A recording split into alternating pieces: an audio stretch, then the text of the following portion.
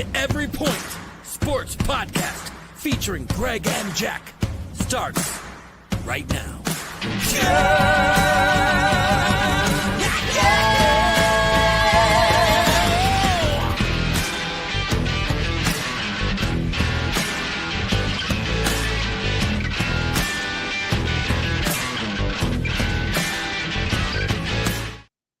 Oh, what's up, guys? Another Sunday at the Every Point Sports Podcast. I'm Jack Stash. We've got the OldGamerGK in the building. How are we feeling, Greg? Oh, we're feeling great. We are feeling great. We are on week 16 in NFL. We are officially into college playoffs. Roll Tide. Bama looked good. The last three quarters of that Oklahoma game. Very, very shaky in the beginning, down 17-0. But we fought back. We got some stuff that came our way, and we walked out with the win. And next, we got Indiana January 1st. So I'm super excited about that. We'll see how that goes. Indiana is a great, great team. That quarterback they have is amazing. They have a really good defense. I mean, we all seen what they did to Ohio State, which I thought Ohio State was going to win that game. So, super excited. Very excited. I've been spending for some of you guys. I'm big into football. Period. So I love my college football. I love my NFL, and there's a lot of. And Jack, I'm sorry. I am very, very sorry. I'm going this route because I got a little bone to pick with these Notre Dame fans. Why? Quit going after Oklahoma and Alabama. All right, saying that you guys deserve to be in over these guys. Listen, you played 7 teams. 7 of your wins came against ranked defenses 100 or worse. All right?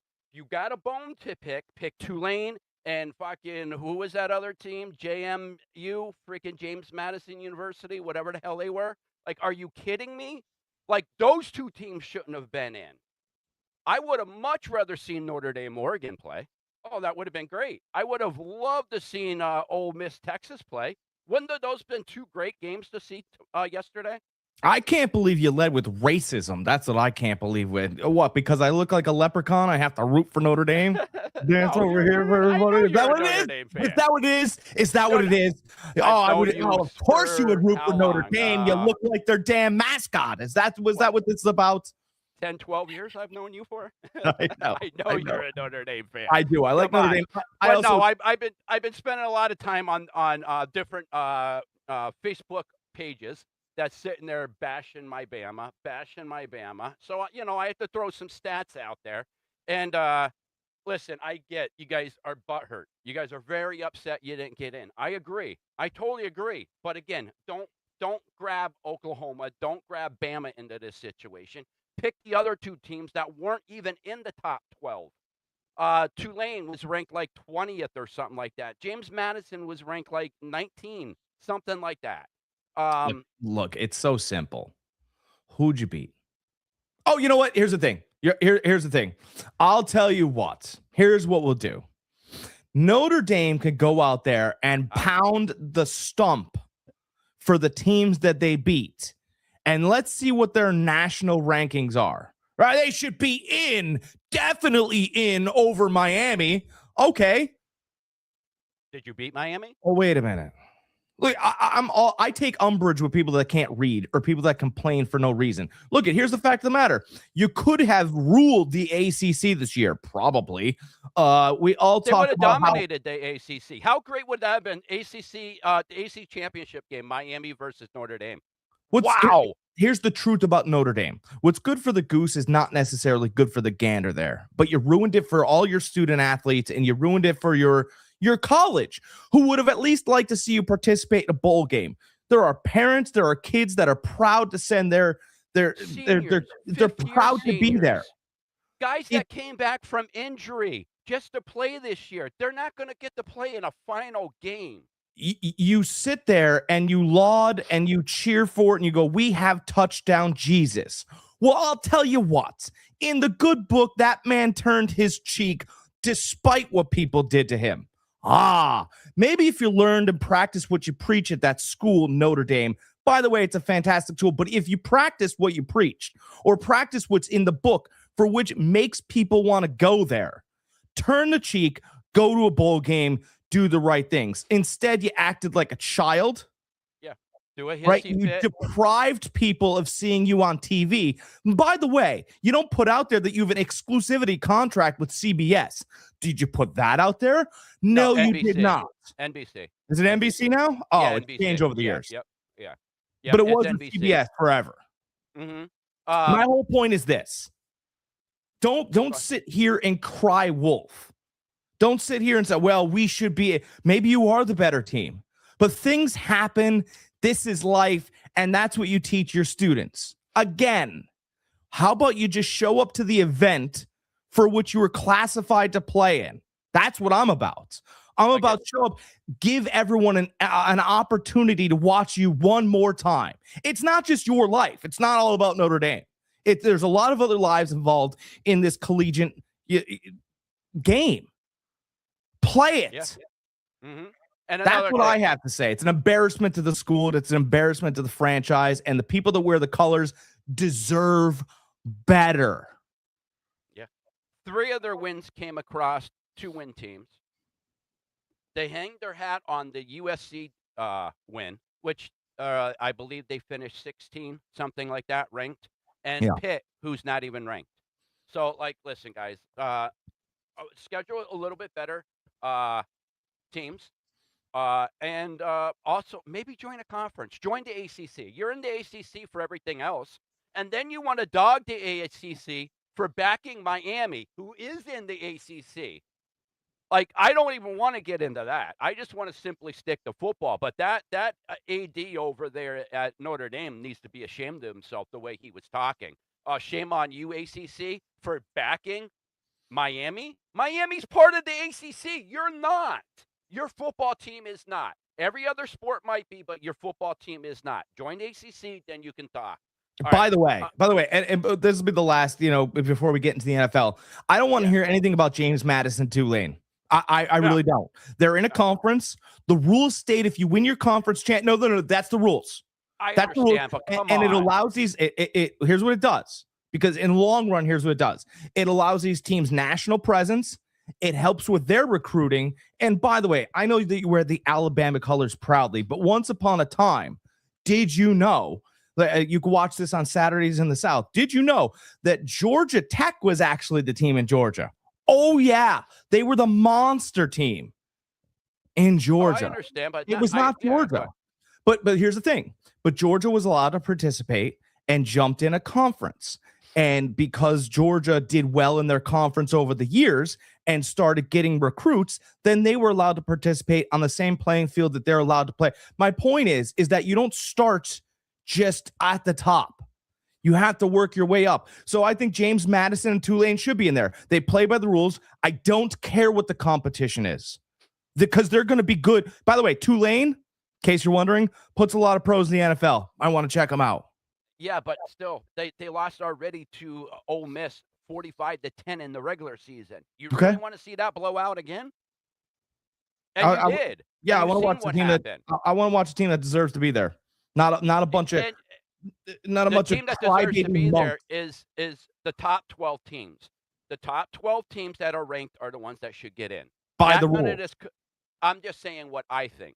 And this is actually what Nick Saban said the same thing on Saturday on the college football game day.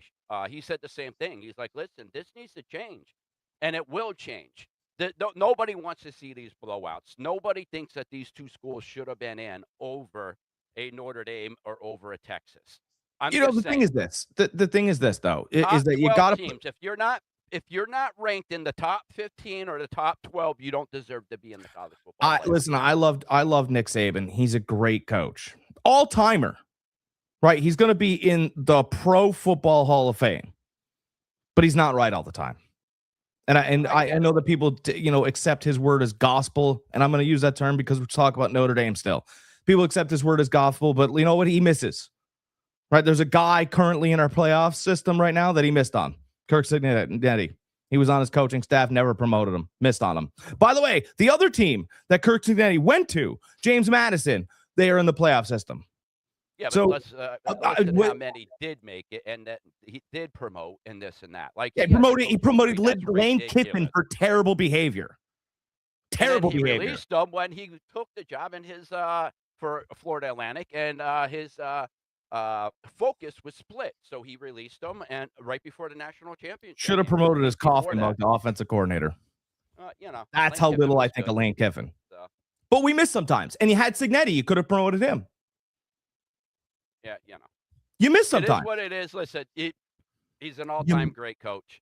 He is, but you do miss sometimes. And it's okay. And I'm okay with a couple of teams that maybe don't belong there, but they did what they were supposed to do according to the rules. But there is And no now miss they're in when there. you use common sense. Common sense says a 12th ranked team should get in over a 20 ranked team. Yeah, it does. That's common sense. That doesn't take rocket science. It doesn't take outside the box thinking. A number 12 team should get in over a 20th ranked team. I'm going to tell you right now, I think Tulane would have beaten Notre Dame. So I don't think. Listen, they're a great story. So is James Madison. Great story for the teams that they play. They're able to dominate.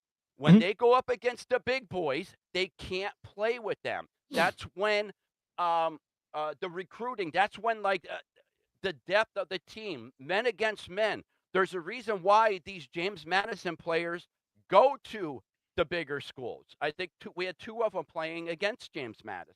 no, my James Madison's a great example for a team that wouldn't have been able to. But Tulane, like I said, And puts aren't real. they Division I AA? They're I'm not not- even. They're not even like regular Division I. I'm not sure, but you know what though? As long as we're going to bat for these, I'm going to bat for Tulane and You're James going to Madison. bat for them. I'm And not. I'm saying gonna they tell you don't what. deserve. They should have their own championship. The brand for which I'm coupled with gridironmancave.com, they have Tulane helmets. They have James Madison helmets available, not only because they've done well this year, but they keep them all year round for alma maters and people that do want to see some of that type of football. I think Tulane would have handled Notre Dame because Notre Dame was so great last year because they had that quarterback. By the way, he got drafted by the Colts. He's gone. So now they only have the running back. And I think Tulane's big boys are just as big as Notre Dame's big boys. And I think it would have been a 13-10 game. Who knows? They got the guys that can handle. And Notre Dame's got nobody besides that running back who's going pro, by the way, that's really special this year. I disagree. I mean, they have a top tier defense for what they played. So I think it would have been another blowout with Tulane. I think Notre Dame. I think Texas should have been in. That's just my opinion. I think you need to leave these Power 5 conferences out if you want to make them for their own championship. I'm all for it. They just can't compete with the big boys. They don't have the recruiting there. I understand what you're saying. Eventually, maybe getting this exposure, they will. They won't. These players will keep playing well for that school and then transferring during the transfer portal to a bigger school because they're going to get paid. Tulane and James Madison can't spend the money that an Ohio State or a Alabama or a Texas can spend. These schools are spending $25-40 million on their roster. A Tulane and especially a James Madison. Even Shady McCoy said on that podcast that they have with Ocho, or not Ocho, but the guy from Speakeasy. I forget what his name is. Okay. But anyways, what's that? No, I said, okay, I'm listening. Okay. But he said he's like James Madison, like they can't even spend $5 million on their roster. They just don't have it like that. So that's a big difference, especially if you get a good quarterback in there, that you do get in to a playoff and you expect the next year to make that leap. Maybe bring in another recruitment or two. You got your quarterback in place. Well, that quarterback's like, well, I can make $5 million over here. I'm getting what, $50,000 here? Bye. Listen, I'm all about that quarterbacks make a huge difference, and probably if you pay the guy the most, you'll do the best. And then they have the ball in their hand the most. So I mean, I get it. It's just I'm with you. And then you get UCLA. So Then you get UCLA. Indiana's quarterback was a transfer from Cal. Cal was Yeah. garbage. Indiana, garbage. So I think it's changing. I think the landscape's changing. I understand that our old school thinking is what it is, but I do think you're going to find new schools popping up. Indiana, by the way, until Cignetti got there, they were ranked dead last out of every single school in a conference. Yeah. Northwestern, Purdue, go down the line. Yeah. Absolutely. No, you're definitely right. That coach really turned the That shocked me, by the around. way. I know we're spending a little bit of time on this. That shocked me. Indiana, out of every power school, go down the line. My team was terrible this year.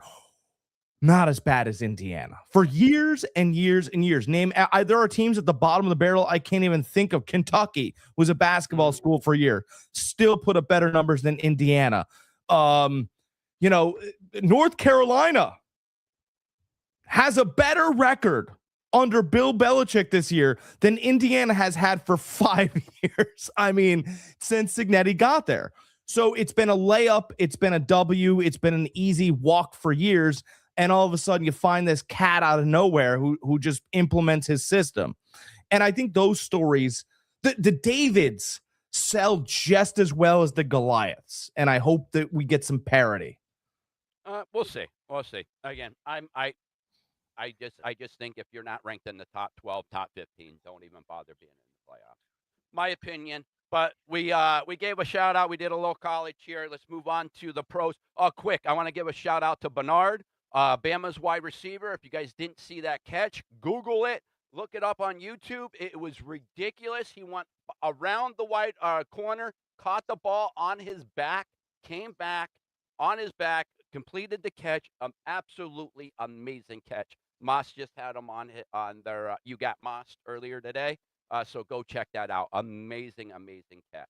All right. So on that note, let's get into our docket this week. We got the Buffalo Bills at the Cleveland Browns. Bills are giving 10.5. Over under is 41.5. Bills are negative 570, 575 money line. Cleveland is plus 425 money line. This is at Cleveland, bad weather, but it's Buffalo. They're used to bad weather. They don't care. I think Buffalo should win this. 10.5 is a lot, but if Cleveland has been playing like utter garbage. It's a complete mess down there. Last week, Shedeur Sanders gets the wrong wristband calling before the game. Like what are they doing down there? I just think it's an utter disaster down there. I mean, I'm pretty much even thinking about just taking the Bills with the points, 10.5. Yeah. Here's the thing. Yeah, they gave him the wrong wristband on purpose, on accident. You know what? With Stefanski's track record, on purpose, guilty. It's a docket, right? He's guilty. It's just another mark on the chalkboard with him. I Right? can't. You cannot convince me. If I was in in a real courtroom, you couldn't convince me that he was this stupid. I mean, you can't. You can't convince me he's this stupid. So if I can't be convinced that he's this stupid, then he's doing things on purpose. He's not the leader of an organization. And by the way, I knew he thought Shedeur threw 3 interceptions. One was tipped, and it was a good read. The second one, Jerry Jeudy wouldn't start at Alabama now. That was embarrassing. Saban would have him running laps. It was pathetic. It was a touchdown. It was a beautifully thrown ball, by the way. And the third one, obviously, he was trying to push the ball down the field to Harold Fannin. Wasn't the greatest throw. You were down 3 scores. We can't just check down forever for stats, right? So you could say 3 interceptions, but time and place does matter in certain cases. He should have had a touchdown at Jeudy. We all be lauding him. The tipped ball, I mean, come on, tipped balls happen, right? Linebackers pop up, right? Yep. So the armband is the story.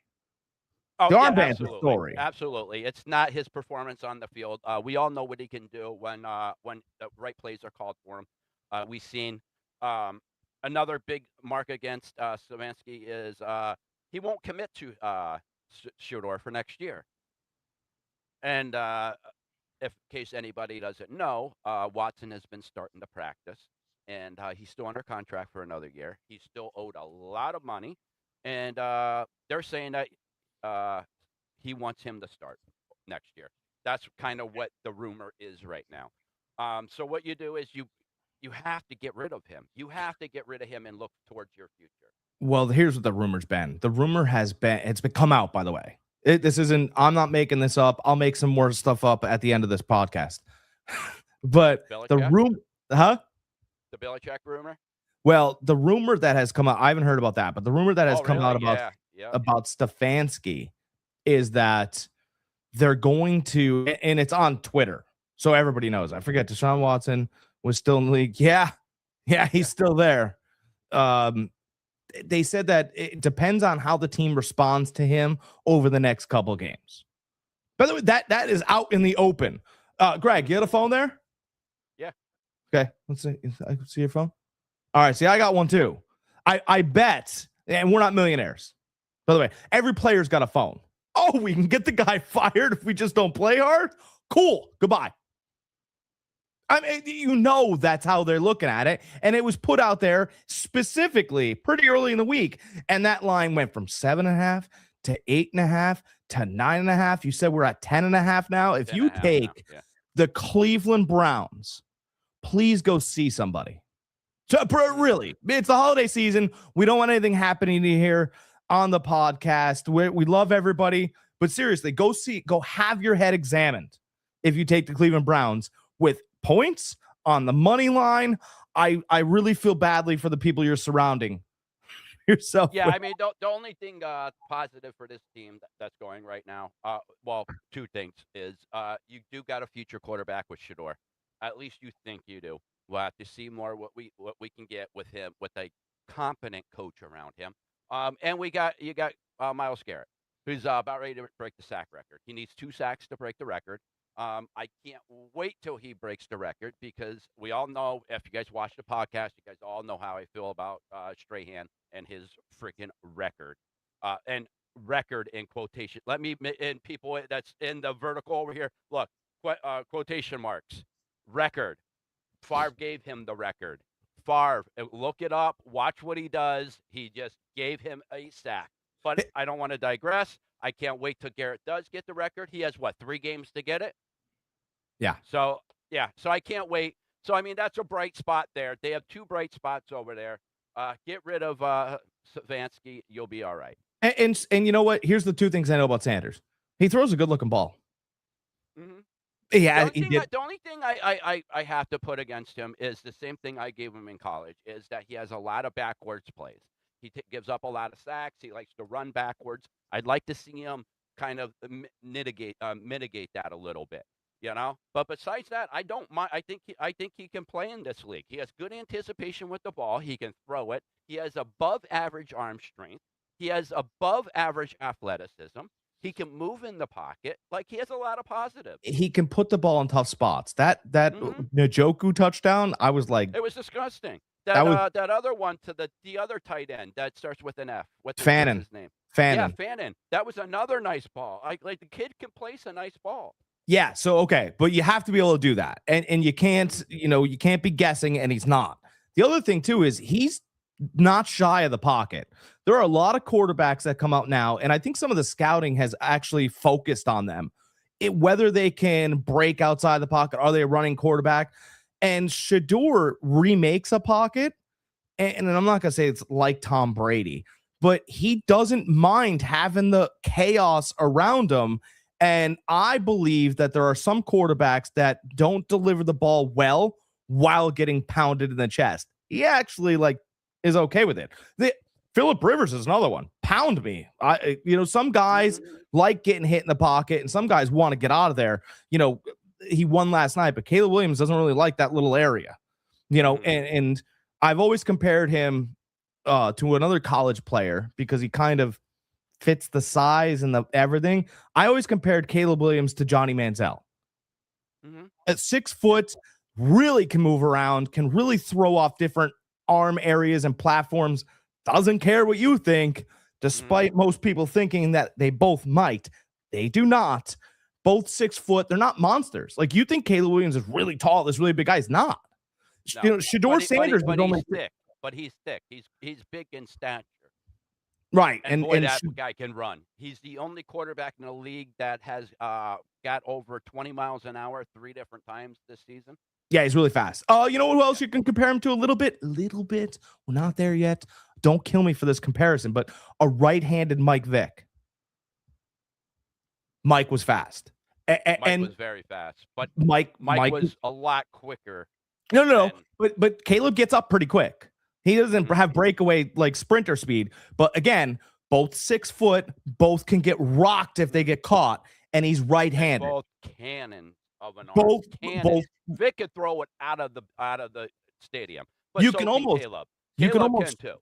You can almost bring one of those facial recognition things over, and they kind of almost look.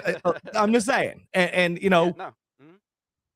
but yeah. So let's not take Cleveland because they're a mess, and we'll take the Bills. Spent a All lot right, of time on next. Cleveland. We got the Tampa Bay Buccaneers at the Carolina Panthers.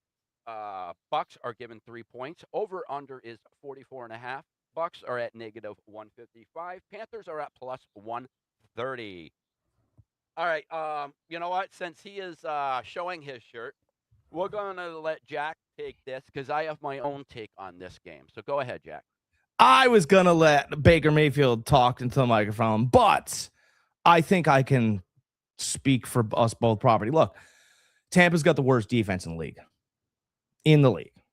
They tackle poorly. Everything that you saw from Green Bay yesterday is not what Tampa's doing. I think Tampa's averaging, you could say they're coming out with Baker Mayfield numbers, right? Oh, he hasn't been playing with, look at man. He's been playing with 5 different receivers, 7 different running backs. He's been doing a lot of things. And he doesn't have a defense that will stop anybody. So, it's really tough, right? When people talk about complementary football, right? They're talking about the other side of the ball we didn't play complementary football. Okay, well, look at the statistics. If the offense, got you 400 yards, and the defense gave up 420 yards, it's a way to talk about how poorly the defense played. They go, well, we just need to play complementary football. No. You guys need to stop somebody. And this is the last time I'm going to be very nice about it. So with all that being said, Tampa has played terrible complementary football all the way down to special teams. They're allowing 25 yards on return. Todd Bowles was not very pleased last week's press conference. And I will tell you that Todd Bowles is very nice until he's mean. I do believe that Tampa wins, not based on how the offense plays, because the offense in Tampa, we kind of know, is its own symbiotic thing over here. It's its own ball. It figures itself out. By the way, it plays pretty well. Mm-hmm. Over here, I think Todd Bowles is so mad that defense is going to come out gangbusters. I don't believe that Carolina is good enough to be able to stop what Tampa's bringing to town. That's my thought. My other thought is the last time Baker Mayfield spent any time in Carolina, he was an offensive lineman. That's what they turned him into on the practice squad many, many moons ago when Matt Rule was a decent coach and people thought he was pro material. But that's what they turned out to do to him. Oh, Steve Wilkes actually was the one that did it, out of the league now. My point being is that sometimes when you return to a town that you have bad memories about, right, you will wake up feeling dangerous because you remember back when you weren't so dangerous and everybody was against you and you had to hop a flight to go see if Sean McVay was your savior, and he was. I'll take Tampa today on the money line. I just think that there's too many bad feelings and bad taste in their mouth. Okay. My take on the game, not my feeling, is Carolina's one of those. One game they play good, next game they don't. One game they play good, next game they don't. If you want to go by that, they played bad last game. They should play good this game. They play a lot better at home, kind of like Cleveland was earlier in the season. Jack and I talked about that. Carolina's the same way. They play much better at home. As far as the betting, how it's gone is Carolina coming off of a loss, 6-0 against the spread, 5-1 win-loss. So coming off of a loss, they've won 5 times, lost 1. coming off of a loss, they've covered every single time. On that Mhm. note, I am taking Carolina just because of the way the everything has gone in the past. You're gonna take Um, them with points, right? I'm taking the 3 points. Yes, Okay. taking the 3 points. Yeah, I'm taking the. I don't know if they're going to win or not. 5-1. It sounds like they will. I like what you said. Everything seems like it would line up with what you said. If I didn't know those two stats, I would be 100% with you. Yeah. 100% with you. But the numbers don't lie. 6-0 against the spread, 5-1 win-loss record coming off of a loss. I have to go with Carolina getting 3 points. So, Yeah. And you know what? That's a good bet.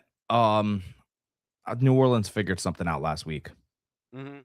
They Listen, did. listen. I buried New Orleans the last couple weeks. I buried them. I've talked crap on them, and they won 2 in a row. So I mean, they might have found something with you.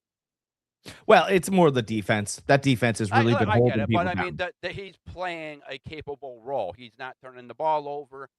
He's playing much better than their previous quarterbacks, Ritter and whoever else they had Well, back he's there. 37 years old. I mean, he should Yeah. know how to play football by now. He's not, but you get it. Well, I mean, again, he had so many injuries in college. I think he played 7 years in college, but he is older. I think he is legitimately like 27 years old. But Yeah. everybody forgets Winky was 28 coming out of college. Remember I him think he from was the Florida first State? quarterback to hit the league, and he was like balding during his like rookie pictures. Chris Winkie from Florida State, right? He's like, hold on, Yeah, spray it up yep. a little bit. Yeah, Spray it 28 up. years old. Yeah, he played minor league baseball for a couple Chris of years. Winkie So. looked like LeBron James does now when he entered the league. Oh. I don't care. All Let's right, go to our Jack next is game. taking the Bucks here. I am taking Carolina with the points. Next, we got the LA Chargers at the Dallas Cowboys. Chargers are getting a point and a half. Over under is 50.5. Chargers are at plus 102. Dallas is at negative 122. Tell you what, I love the over here. 50.5. Love it, love it, love it. You got two pretty good offenses going at it. Chargers have found a way to win, even with Herbert's busted up hand and missing the right tackle, missing their left tackle. They've strung together a couple really solid wins against some decent teams. Mhm. I know I picked against them last week and they won. So I'm going with the Chargers here. Um, Dallas is defeated. They're knocked out of the playoffs. Chargers are still playing to keep into the playoffs and keep in the division race. So I'll take the Chargers here, Yeah, especially getting a point and a half. I'll take that point and a half all day. yeah, that's a weird game because we thought that Dallas was going to be playing for something, and now they're not playing for anything. I mean, they're in Dallas, so here's what's weird about it, right? The point spread should be closer to 3.5, 4. Mm-hmm. For because they're playing for something. I wonder if Jerry Jones like set some kind of incentive on the side. No, but like for real, Mm-hmm. because otherwise they wouldn't. Right? That point spread to be something different. I have no idea. I think we're all playing for contracts in Dallas. Uh, the one thing that's odd about this is Derwin James playing. I don't know. I don't Because know if about Derwin it. James isn't playing, that Chargers defense is completely different. If Derwin James is playing and he puts his hands on CeeDee Lamb, he's going to kill him. This is why CeeDee Lamb, he's a number one wide receiver. He ain't my number one. CeeDee Lamb drops every pass that he's going to catch if he's going to get labeled like a cow in Texas, right? Like that's exactly what it is.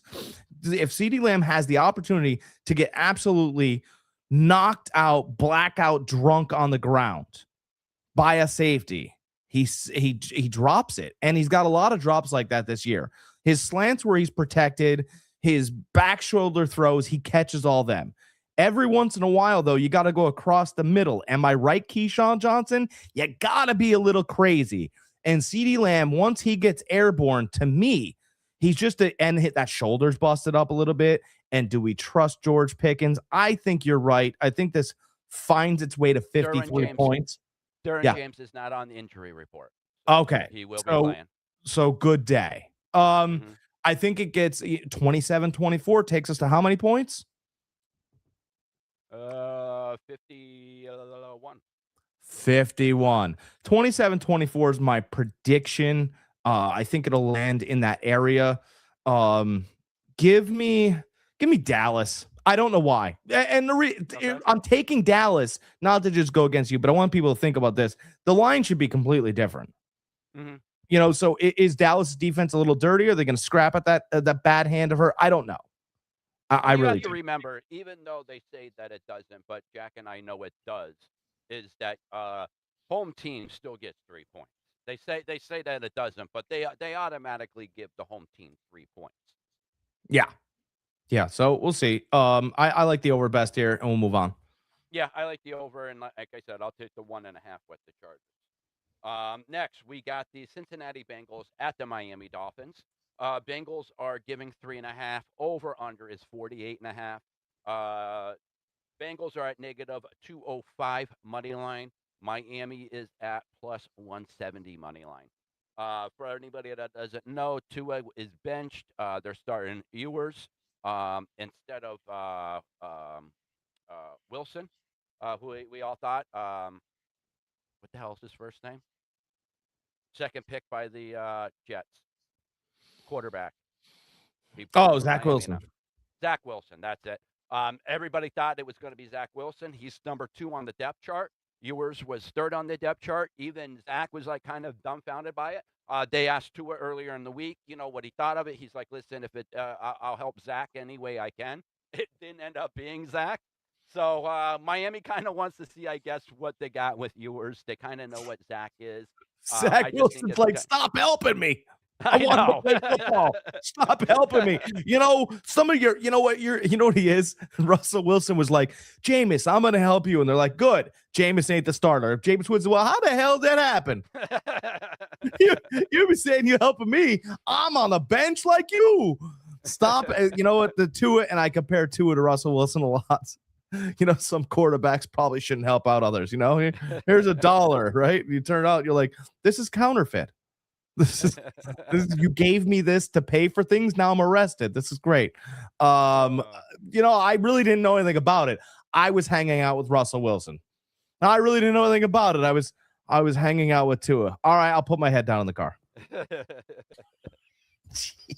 So anyways, we got Ewers starting. I think I'm going to take the Bengals here. I'm going to take them on the money line. I don't think, even though the Bengals defense is horrible, I still think that starting a rookie quarterback like that, they're going to have their lumps, bruises. So, yeah, I'm going with Cincinnati. If Joe Burrow and the Bengals lose this game, yeah, his comments are going to be coming back at him. Oh, I think I might want to play somewhere else. Go. I mean, you can't lose this game. Joe Burrow's not going to lose this game. Don't even think about this game. No. Don't even put it on your mind. Take the Bengals. I agree. Next, we got the Minnesota Vikings at the New York Giants. The Vikings are giving 3 points. Over under is 41.5. Vikings are at negative 148. Giants are at plus 124. I think, the Vikings here, they've looked so much better. JJ looks like he's competent now. He can actually play. We always said that Vikings team had a good roster, good defense, good wide receivers, good running back. It was just JJ holding them back throughout the season. Well, now he's playing better football. So on that point, I have to go with the Vikings. Even though the Giants have that raw college like attitude right now, I can't go against the Vikings on this game. I'll tell you what. I don't really want to. JJ McCarthy's interesting, right? Because he's one of a kind, right? He runs around, he inspires, he's one of a kind. Except Jackson Dart is just like him. And I think Jackson Dart plays better football. And I think he throws a better ball at this point. All these things I have to say. And I just want to see how JJ McCarthy reacts looking in a mirror. Right? Because Dak Prescott, who he played last week, right, played well, right? But, he doesn't raw the troops. Mm-hmm. And he doesn't look like JJ McCarthy. To me, I really want to see how this starts this game. But my heart, I really want to take the Giants. I like the Giants. It's at home. It's outside. It's cold. And that's not to say JJ can't play in those conditions. But, I just don't think Jackson Dart's going to curl up and die here. I can't see it happening. I don't think so either. I don't think so either. And I don't think the Giants are either. Like, the Giants don't need to lose this game. Well, let's lose this game so we get a quarterback. Got one. You have some things in place. You're just going to be coach shopping in the offseason. And by the way, if you tank games late, it doesn't make coaches raise their hand for, this team? Boy, they seem like fighters. They don't. And I think right now what the Giants are going to want to do is sit there and go, hey, let's prove that we're worthy of getting a good guy in here. I'll take the Giants with the points. I got a feeling. Yeah, I know Dallas is a much better team than the Giants. Minnesota, listen, I know everybody who watched. I picked Dallas. Well, I did switch my pick that day. I switched my pick to the Vikings. I won on that.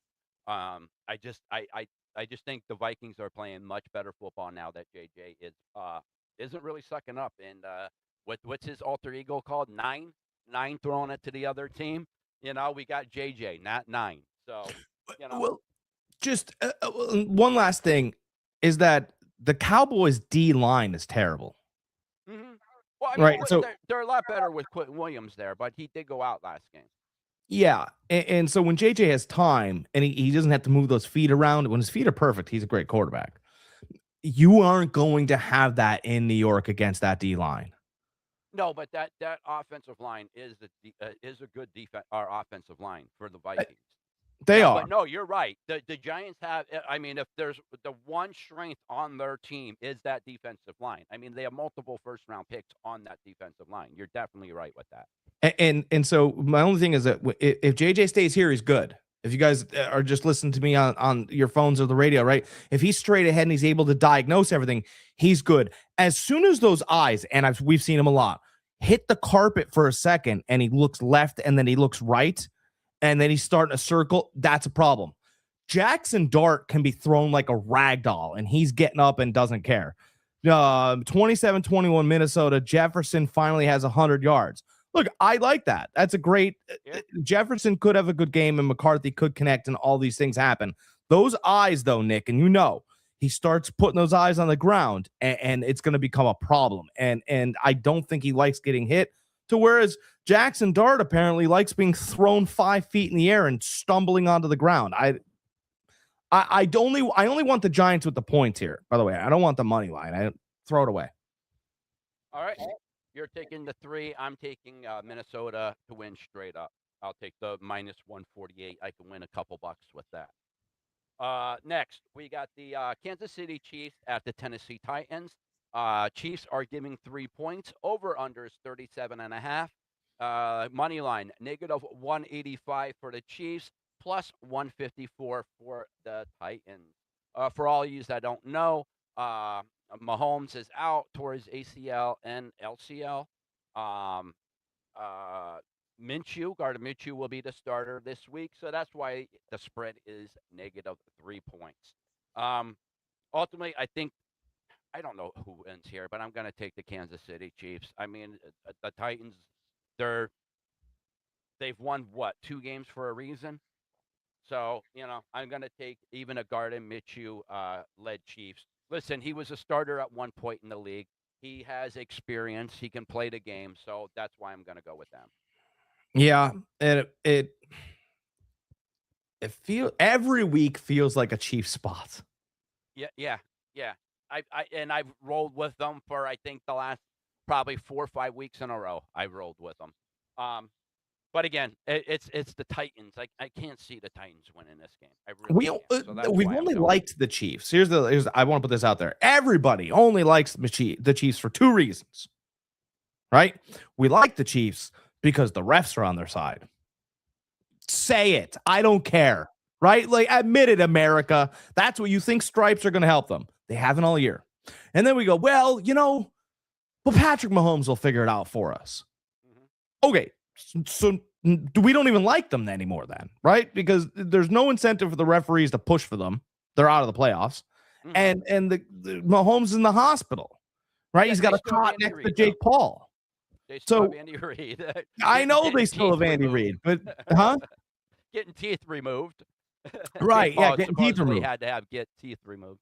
So So I just kind of feel like, out of both of these quarterbacks, Cam Ward's better. Yeah, Andy Reid will give Gardner Minshew the right answers to the test, but he gave him the right answers to the test last week, and he couldn't find Travis Kelce on a little. They could have kicked the field goal to tie the game. You were in field goal range. Buckner's still there.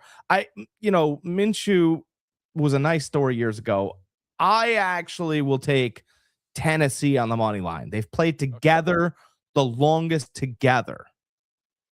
I'll take Tennessee on the money line. I'll eat it if I have to.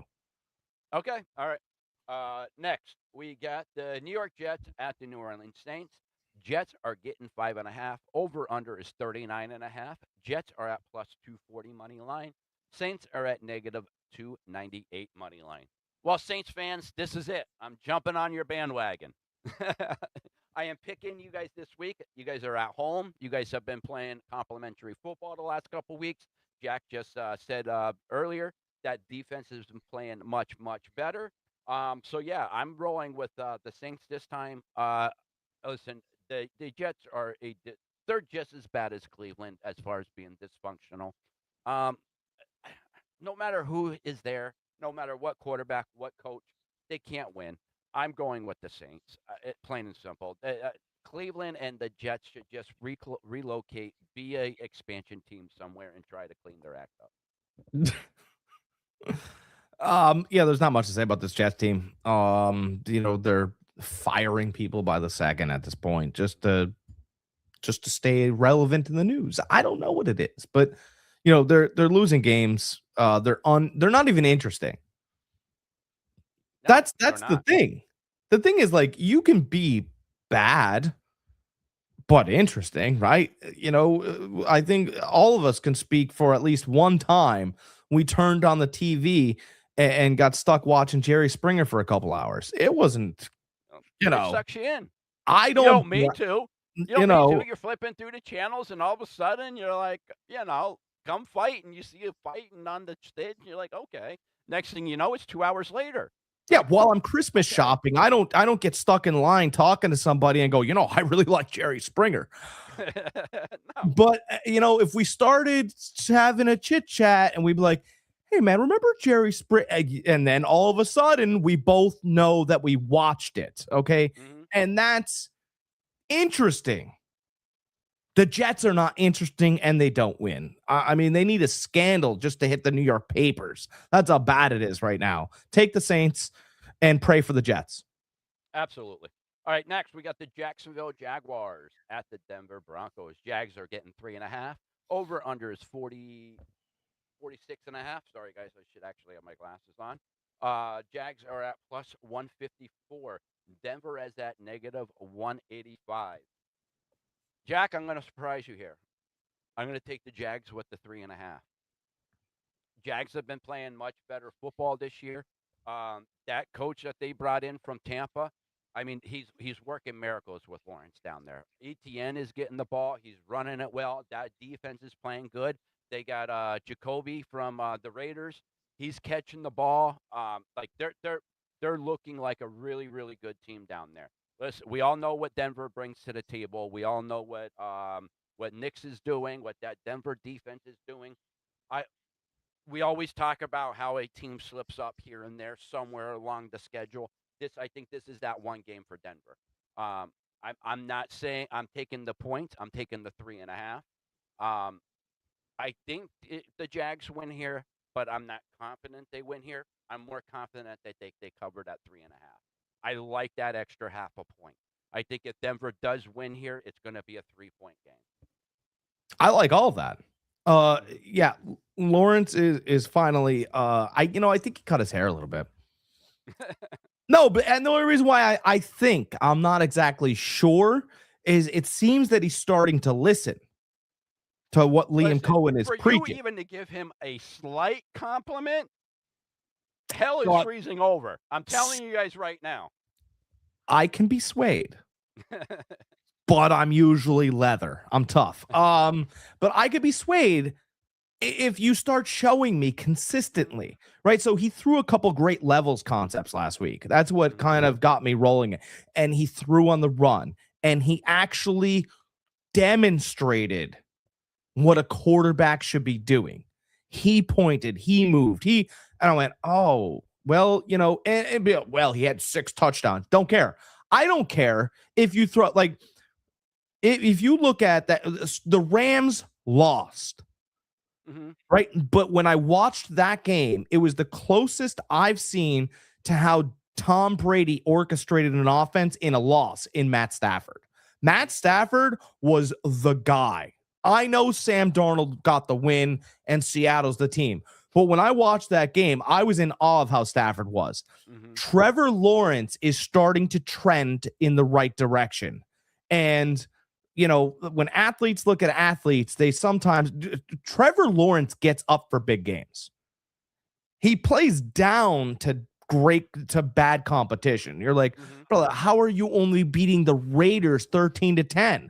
And then they win the game. That's the stuff he does. But I do believe in my heart of hearts that he thinks that he's better than Bo Nix. Athletically, arm talent wise, blah. And that dude is going to be staring him down opposite the field. And this is one of those, it feels like a college game, right? They're still two young kids trying to prove themselves in this league, like you said. And I just think that Trevor Lawrence, like, bro, look at this, Chin. This ain't happening here. Bro, I know you're winning in Denver, but I ain't, no. And right. So I do want to take the 3.5. I also caution because I think that there's going to be an opportunity to get better points for Jacksonville. I want Jacksonville in the points. I think Jacksonville wins and surprises, and we wake up tomorrow morning and everybody's like, are the Jaguars Super Bowl bound? And then we all shift to one side and it gets crazy again. But it is a great spot, much like New England last week, right? Much like it was Josh Allen's time to stamp out that fire. I do think Trevor Lawrence, in the same fashion on the road, pops up and you're like, okay, this is the guy we drafted. I'm on board. Give me Jacksonville. I'm riding with Greg. And listen, I love Baker. I love his drive, how he is. He's a really good quarterback.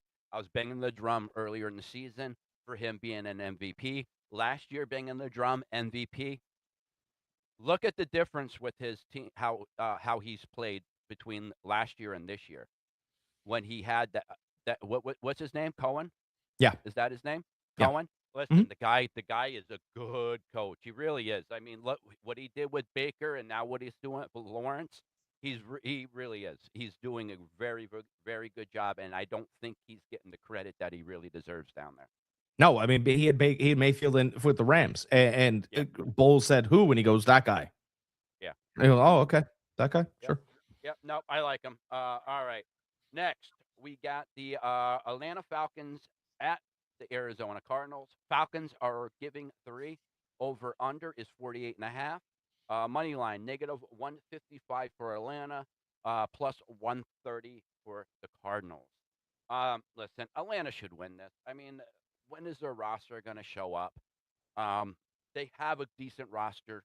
They have a good defense as far as draft picks and people in the right spot, whether they haven't been able to put it together on the field consistently. Same thing with offense. They have a running back. They have a good tight end. They have a good wide receiver. Cousins is serviceable back there. They should win this game. I'm taking the Falcons, but I'm taking the Falcons cautiously. Yeah, it's a little interesting because although they have, a lot of, they have all the ingredients. Yeah. They have all everything the ingredients to make a good meal. They really do. But they don't have a chef to put it together. See, here we go now, right? Everybody that works around the head chef hates him. That's a real problem, right? Oh, yeah. So think of the restaurant, right? Think of any restaurant. A lot of restaurants, by the way, have the same ingredients. Just in case you guys wonder, oh, but they get the special Vidalia onions. Yeah, but I can give Vidalia onions too. But that guy that I hired, that I'm contracted in with, everybody hates him, and I'm kind of stuck here because it's the season to where I got to keep him. Yeah, I'll get rid of him soon, but I can't yet. Right? Yeah. Servers don't run food correctly for him. He screams and belittles all the teammates around him. Right? He could just ask nicely, but he yells or throws things. Mhm. I think Raheem Morris is a nice, passionate coach. I think he's also done because he was the second pick to get that job there. Remember when Bill Belichick was supposed to get it? Yeah.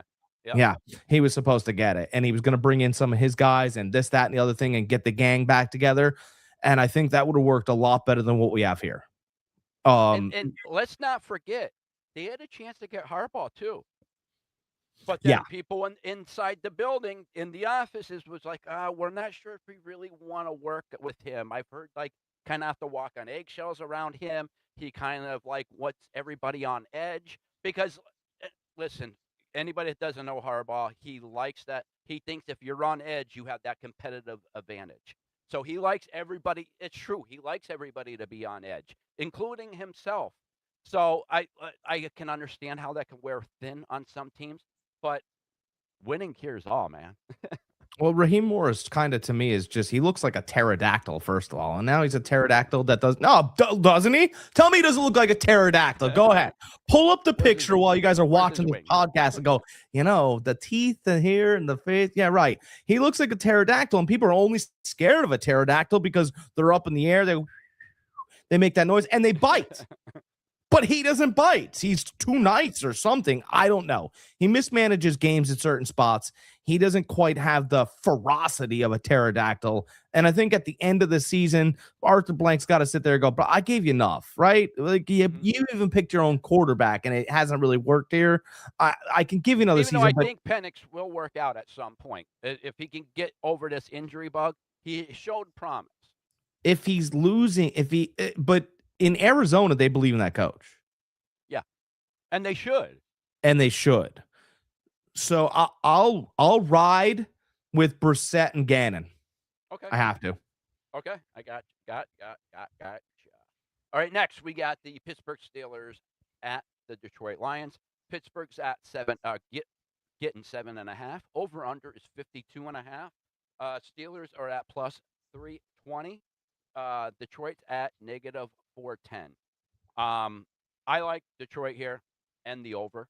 I'm not taking the 7.5, just the money line. What I would do is I would parlay the money line with Detroit and the over on this game. Yeah, I understand what's going on in this game, right? It's Aaron Rodgers, it's indoors, there's a lot of it's. Mm-hmm. But I mean, Detroit's a more talented roster. And right? They need to keep winning to stay in the playoff hunt. They need to keep winning. They got incentive the other night because Green Bay lost, right? So Green Bay essentially is going to be on the outside looking in if Detroit handles Pittsburgh at home.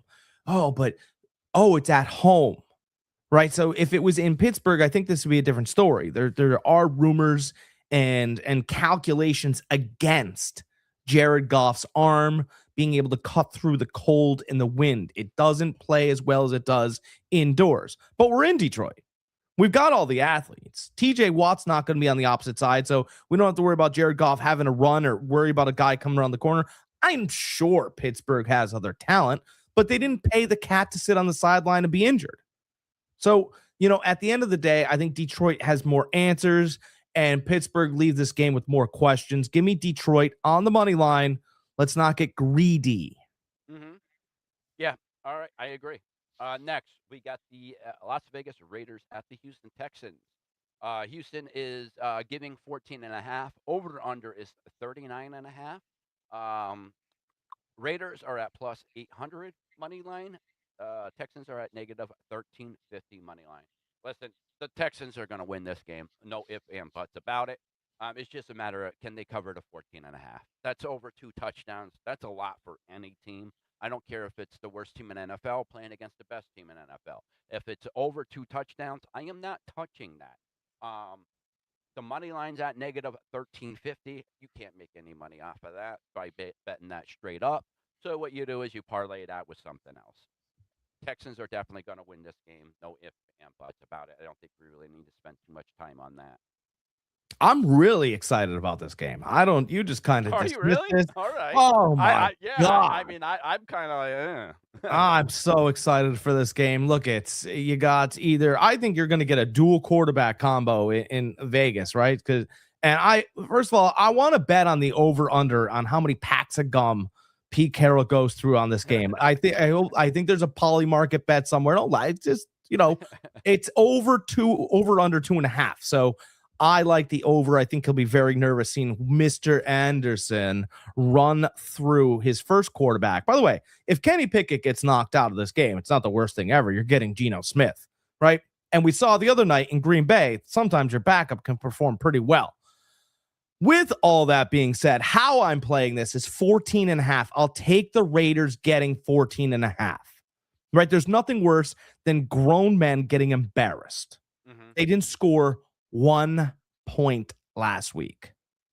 And the market shows that when teams don't score 1 point, that they bounce back. I do believe that we go back to seeing a Raiders team that finds a way to backdoor cover. Remember when they were doing that at 9.5? Mhm. I think we get that at 14.5 here. Nothing special. I think Houston wins by 13. How about that? And everybody sits there and goes, man, but you're right too. So we're both right. I'll take the Raiders getting 14.5.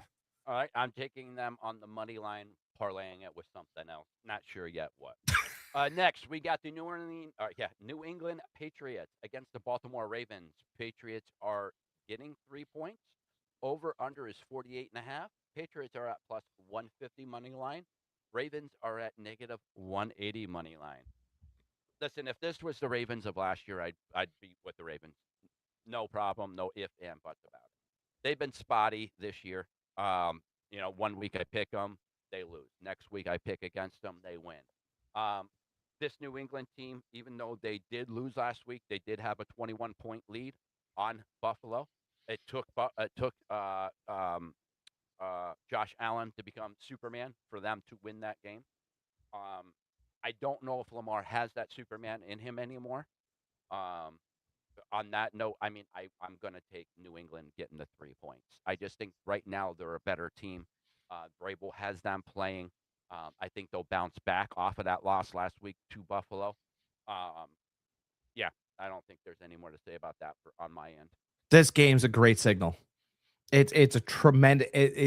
They're actually telling you about earlier games with this game. New England's more talented. Yes. New England's looked like a better football team all year. Yes. All of those things are yes. Check. You can check the boxes straight up and down.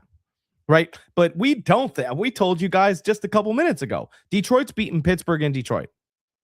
Mm-hmm. End of story. So Baltimore wins and they'll be leading the division. They're in the playoffs. Through all the trials and tribulations, the injuries, whatever Lamar Jackson had early on the season.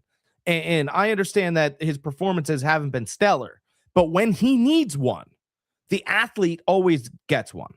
He's still, in my opinion, a better quarterback athletically than Drake May.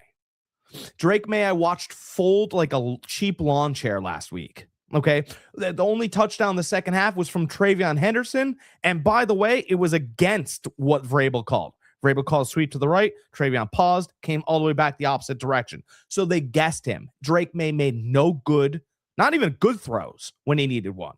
He kind of started second guessing himself. The moment got very big. And Lamar Jackson, when the moment gets very big, sometimes makes mistakes. That's true. Against Mahomes, against Josh Allen, against Joe Burrow, against basically a rookie. Never. He takes rookies to the woodshed. Ask CJ Stroud in the playoffs. And it's going to be for division lead. So as bad as Baltimore's been this year, they have an opportunity to grab a stronghold of that division as long as they could beat New England at home. By the way, no one wants to talk about the fact that Mike Vrabel didn't want to hold on to and, was going to, and there's rumors in the air that Derrick Henry was going to be gone while he was there anyway. Oh, the rumors were circulating when Vrabel was there. And I don't think there's a man on New England that could stop Derrick Henry.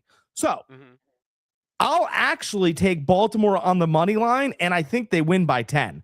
But Vrabel runs a very strict defense, almost like Belichick, right? So he runs make sure you're getting in your lanes, make sure you're here. Very disciplined is the word I'm looking for, right? Very orthodox. How are you going to stop Lamar Jackson? You don't know where the hell he's going. He can still run like he's always been able to run. He's made a few mistakes. I'll take Baltimore, and everybody wakes up going, well, geez, we thought New England was going to be, and Buffalo's going to win today too, and they're going to take the division lead. Okay. All right, so you like the Ravens? I love the Ravens here. Okay. All right. I like the Patriots. You like the Ravens. Next, we got the Monday night game. We got the 49ers at the Indianapolis Colts. Niners are giving 5.5. Over-under is 46.5. Niners are at negative 250 money line. Colts are at plus 205 money line. Listen, the Colts played a very good game against Seattle last week. But Seattle did exactly what I said they were going to do, is run the ball, and get out of there just with the win. They didn't want to show too much. They were going against the Rams the following week, so that's what they were gearing up for. That game worked out exactly the way I thought it would, even though I thought Seattle would win by a little bit more than 3 points. I didn't think it'd be a field goal game like it was. That defense showed up. Listen, Rivers showed he can't throw the ball. Can't. I mean, he could throw those flats a little bit, but anything he pushed downfield, he wasn't able to. He still knows the game. He made some good decisions. I think he passed for 128 yards, I think it was. They're still a very run-dependent team. I like the Niners here. No, taking my heart out of it. Niners on the money line. I'm not touching the 5.5, especially after last week. Listen, they hung in even with a run-heavy Seattle, but the thing is they hung with them. So here I am taking the Niners on the money line. I don't think I think Brock Purdy has been playing a lot better football. They've been getting healthier. So yeah, that's where I'm going with on this. So we all know we've seen a glimpse into what happens in the NBA, right? You know, the whole Chauncey Billups, the whole, gambling scandal, which we haven't heard about in months, right?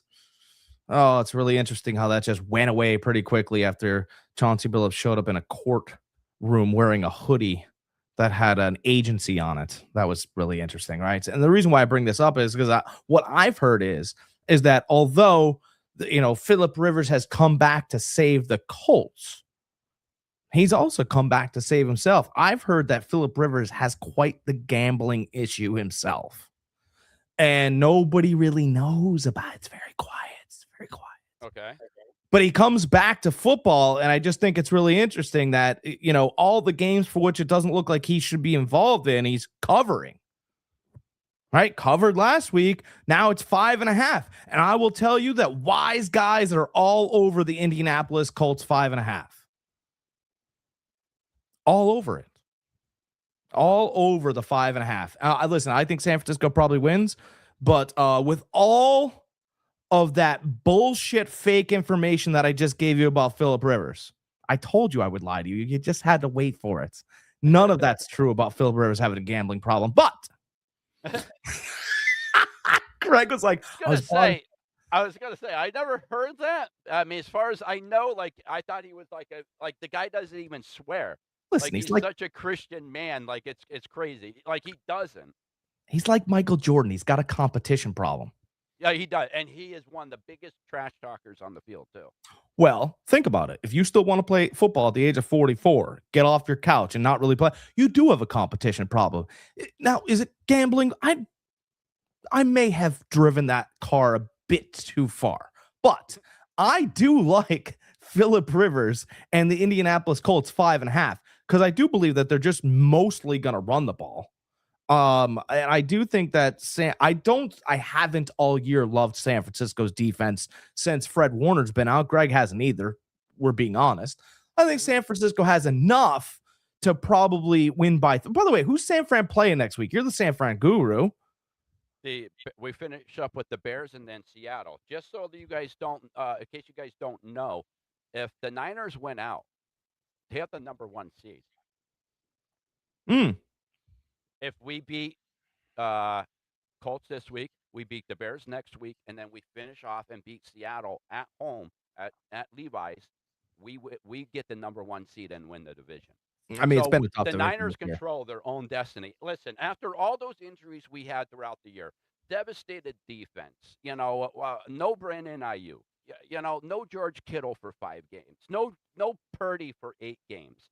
We have a chance to get the number 1 seed, which is And absolutely crazy.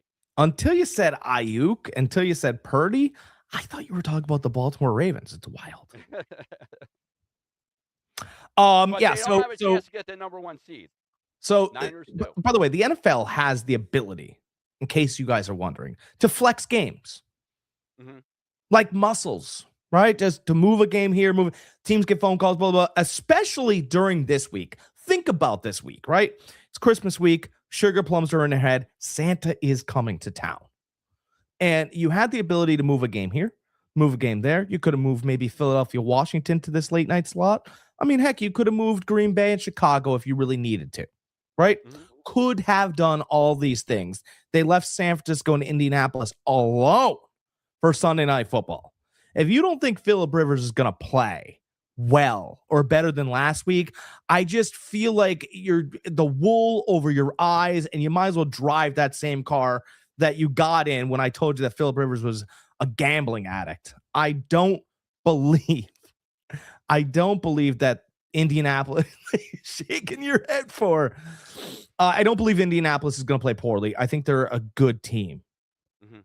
I think San Francisco wins by 3. I think they have the talent to win by more, but they don't want to show Chicago a lot. Mhm. They don't want to show Seattle even more. So it could just be one of those games, kind of like last week. Seattle didn't want to show a lot of cards, and then they picked up a great win. I don't know if San Francisco wants to show the full slate because they don't need to. Gotcha. And by the way, a rumor that could happen. I like Christian McCaffrey's unders tonight. We want to save that kid. Okay. I think you can get away with other toys. If you need him, fine. But I don't think we're going to be running wheels off Christian McCaffrey. And all they're going to be telling you on Sunday Night Football is, I really like Christian McCaffrey tonight. Oh, do ya? I do not. Stay away from Christian McCaffrey prop bets.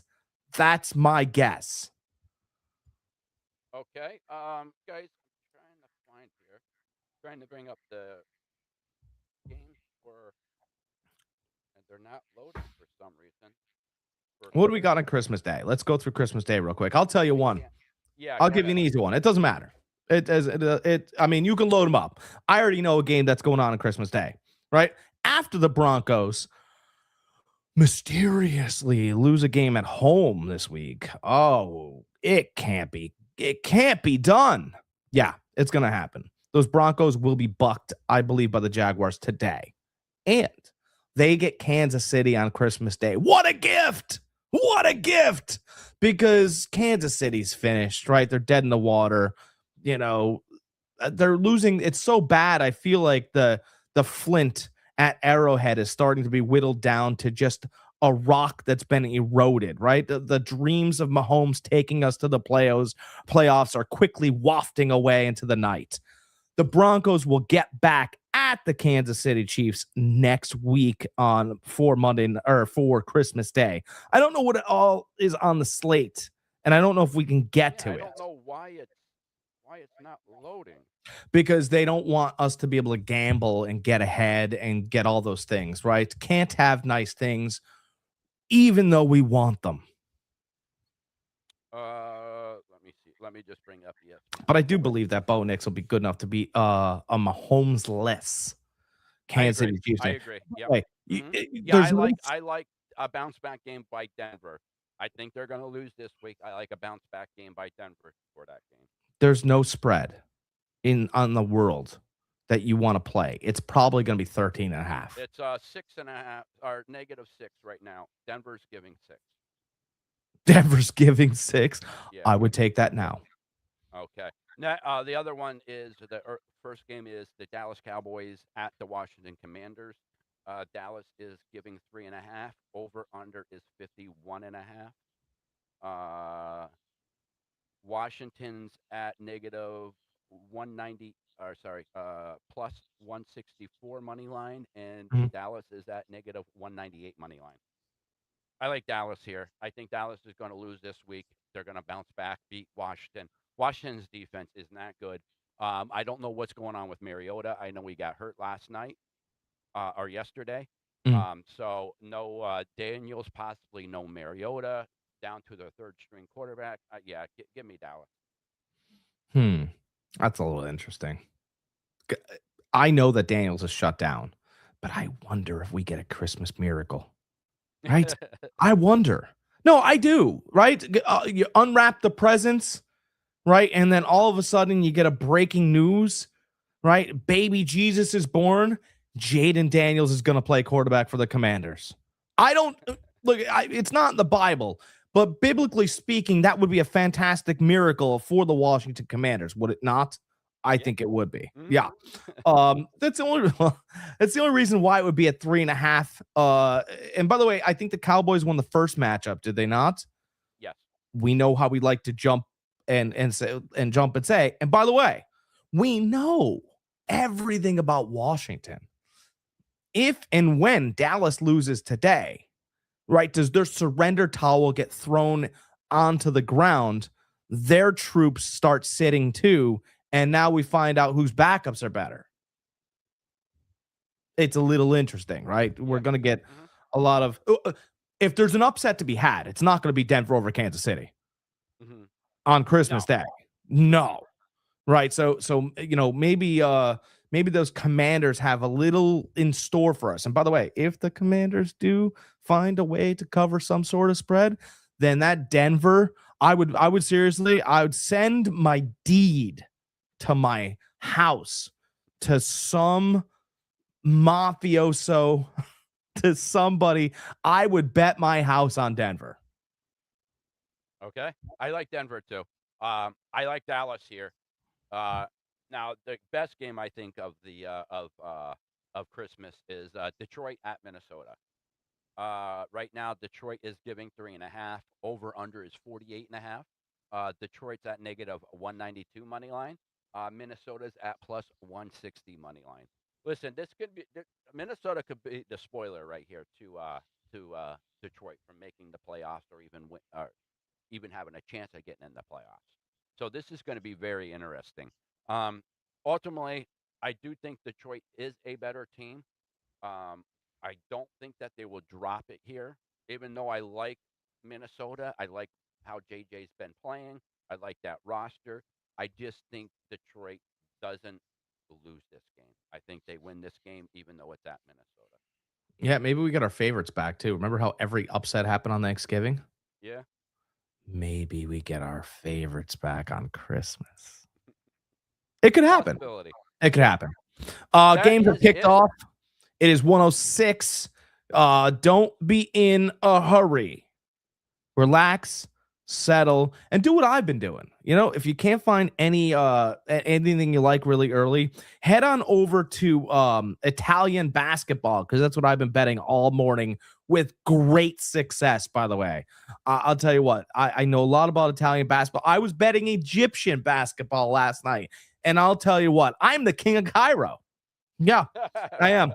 I am. They're going to erect a pyramid that looks like my face with a wolf's back end, right? Because I'm big into wolves, right? So they got a lion already. They're gonna have a mustache man with a wolf over there in Cairo, and hopefully this podcast makes it all the way across the water so they can hear this. Well, And Jack, good luck on that. Good luck on everybody's picks this week. I hope you guys win some money. Christmas is right around the corner, guys. We won't see you guys back until after Christmas. So, from my family to yours, from the Every Point Sports Podcast, we all wish you guys a Merry Christmas, Happy Hanukkah, Happy Holidays, whatever you guys celebrate. We hope you guys have a great one and have a good time with your family. free presents. All you have to do is subscribe. Subscribe to Old Gamer GK. Subscribe to Fantasy Farm Sports, right? boost our subscriptions, watch the podcasts, and that's a free present that you can send our way, and it costs nobody nothing. And I know you're hitting these picks tonight. All right, guys. As always, be excellent to each other.